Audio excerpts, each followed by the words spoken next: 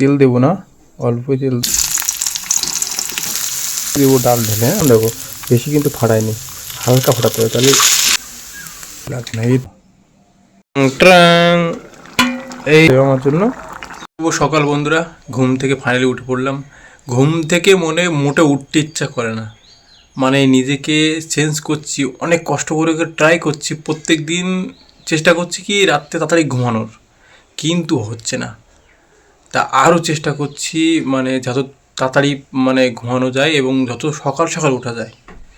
চলো যাই করে উঠেছি, তা এখন বাজে প্রায় 12টার মতো।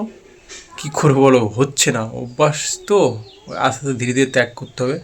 তাই এখন কী করবো বলো তো, হোটেলেও খাবো না, নিজে রান্না করব, খুব দ্রুত রান্না করতে হবে, তার মধ্যে সময় নেই একদম। কী রান্না করবো বলো তো, রান্না করবো, চলো তোমাদের দেখাই। মুসুরির ডাল নিয়ে নেবো খানিকটা, এই যে মুসুরির ডাল নিয়ে নিয়েছি, আর নিয়ে নেবো 2টো ডিম। আর চলো একটু পেঁয়াজ লঙ্কা রসুন কেটে নেই, তারপরে রান্না যখন করব তোমাদেরকে দেখাবো। মধ্যে জল ঢেলে দিলাম, মজা আলাদা। আর চলো রান্না বসিয়ে দিই। এখন কড়াইতে দেবো তেল একটু, তারপরে একে একে সব দেবো, তোমাদেরকে দেখাই। আমি বেশি তেল দেবো না, অল্প তেল দেবো, ব্যাস। এই তেলে দেখো সবটাই হয়ে যাবে, ডিম ফ্রাই, ডাল ফ্রাই, পেঁয়াজ লঙ্কা সব, আর কিছুই লাগবে না।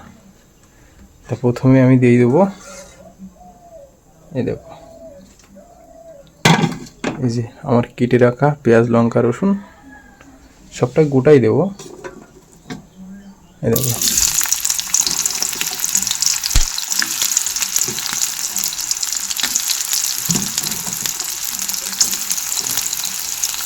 এটা একটু হালকা নাড়াচাড়া করে নেবো, ব্যাস। হ্যাঁ,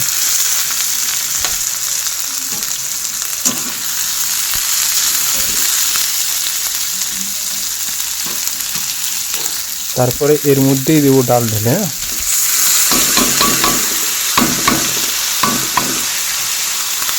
দিয়ে দিলাম, তারপরে এটাও নাড়াচাড়া করবো।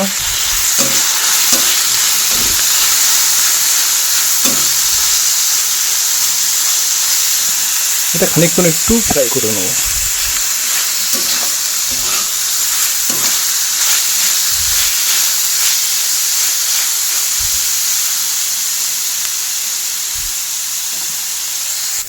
বেশি ফ্রাই করা যাবে না, বেশি ফ্রাই করলে কি হবে, এর যে পেঁয়াজটা বেশি নরম হয়ে গেলে মানে খাওয়ার সময় তখন বুঝতে পারবো না যে পেঁয়াজ লঙ্কার টেস্টটা।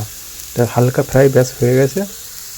এবার কি করব, এর মধ্যে ডিম ভেঙে দেবো। দেখো হালকা ডিমটা টাস্ট করে, এই যে টাস্ট করে নিলাম। দেখো বেশি কিন্তু ফাটাইনি, হালকা ফাটাতে হবে, তাহলে কী হবে, ডিমের যে দেখো কত সুন্দর ভেঙে গেছে গোল হয়ে, তাহলে ডিমের যে সাদা অংশগুলো ভেঙে পড়বে না।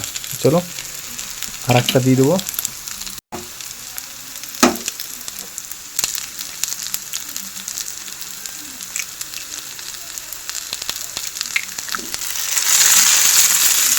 ব্যাস, এই দুটো দিয়ে দিলাম।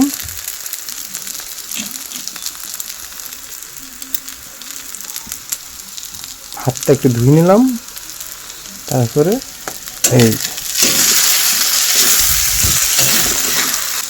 তাপটা একটু কমিয়ে দিলে ভালো হয়। কি করব, এর মধ্যে জল ঢেলে দেবো।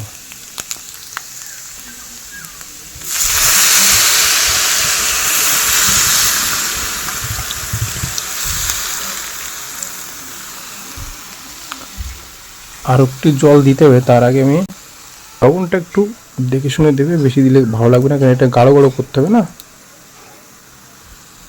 বেশি দিলে নুনে পুড়ে যাবে। যেহেতু এটা ঝোল বেশি একটা হবে না, হালকা গাঢ় গাঢ় হবে, ব্যাস। দেখো আর কোনো মশলাই লাগবে না, এতেই ফাটাফাটি টেস্ট হয়ে যাবে। আর একটু জল দিয়ে এবার ঢেকে দেবো, দিয়ে দিয়েছি যাতে ডালটা সেদ্ধ হবে আর লঙ্কাগুলো একটু সেদ্ধ হবে। তাছাড়া জল দিয়েছি, এবার ঢাকা দিতে হবে, ঢাকা দিয়ে দেবো, তারপরে স্নান করে আসবো।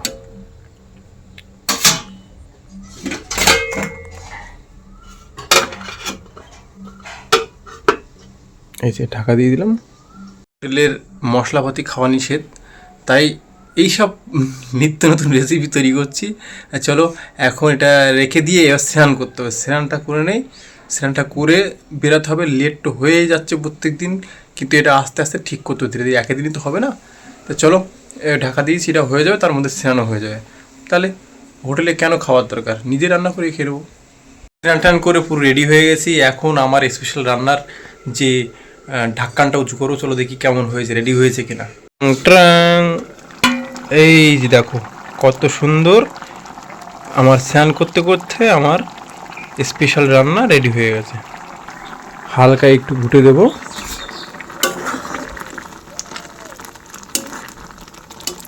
ব্যাস দেখো ডাল টাল সব সেদ্ধ হয়ে একবার পুরো মিক্সড হয়ে কত সুন্দর হয়ে গেছে।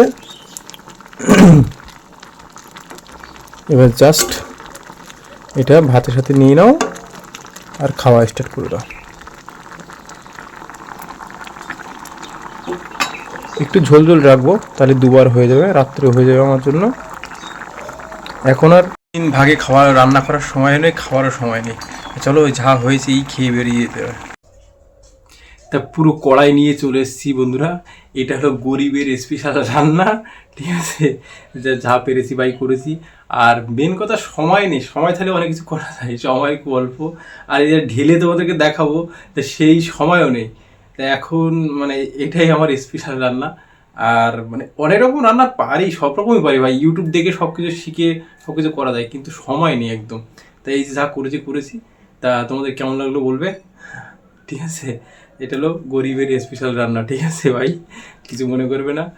আর মানে দেখো গরম ভাবে কড়া থেকে তুলে নিয়ে চলেছি কড়া সহ, এখন খেয়ে নেই, সময় নেই। কেমন হয়েছে তোমাদের বলার সময় মানে সেই সময় নেই, তাড়াতাড়ি খেয়ে নিচ্ছি। তো ভাই মোটামুটি ভালো হয়েছে, তোমরা ট্রাই করতে পারো, আমি ফাইনালি বলছি ভালোই হয়েছে। চলো এই যে খাচ্ছি, ভালো টেস্ট হয়েছে। তোমরা বাড়িতে ট্রাই করে কেমন লাগলো খাওয়ার পরে কমেন্ট করে, এই ভিডিও কমেন্ট করে বলো যে হ্যাঁ দাদা ঠিক ছিল রেসিপিটা। রেডি হয়ে ফাইনালি বেরিয়ে যাচ্ছি ডিউটিতে। তা এই রেসিপিটা কেমন ছিল কমেন্ট করতে ভুলবে না। আর কী কী রেসিপি দেখতে চাও, আমি তো ভাই রান্না পারি না, যতটুকু পারি মাঝে মাঝে তোমার রান্না দেখাবো। আর কি বলবো, কেমন লাগলো সারাদিনটা। আর তোমরা যদি এরকমভাবে ভালোবাসা দাও, সাথে থাকো, পাশে থাকো সবসময়, তার সব কাজ সহজ লাগে, রান্না কেন সব কিছু করতে পারবো। তা ভালো থাকো, লাভ ইউ অল। দেখা হচ্ছে নেক্সট কোনো রেসিপি ব্লগে, এবং প্রতিদিন তো লাইফস্টাইল ব্লগ ছাড়ছি। আর কি বলবো বলো, ভালোই আছি, তোমরাও ভালো থেকো, সবসময় নিজের খেয়াল রেখো, বাই, লাভ ইউ অল। তো বন্ধুরা আজকে আমি তো নিজে রান্না করে খেয়েছিলাম বাড়িতে, আর রাত্রে ডিনার করছি কোথায় দেখো, এই যে ডিনার করছি মোহন দাদাদের বাড়ি।